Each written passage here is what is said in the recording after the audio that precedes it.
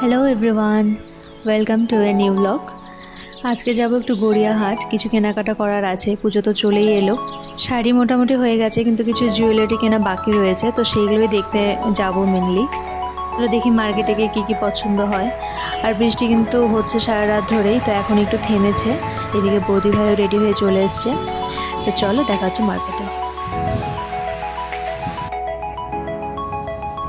আমাদের সবারই ঘুম থেকে উঠতে এতটাই লেট হয়ে গেছে যে আমরা ব্রেকফাস্টের কথা ভুলেই গেছি। তো মঞ্জিনিসে দাঁড়িয়ে আমরা একটু স্যান্ডউইচ কিনে নিয়েছিলাম ব্রেকফাস্ট করার জন্য।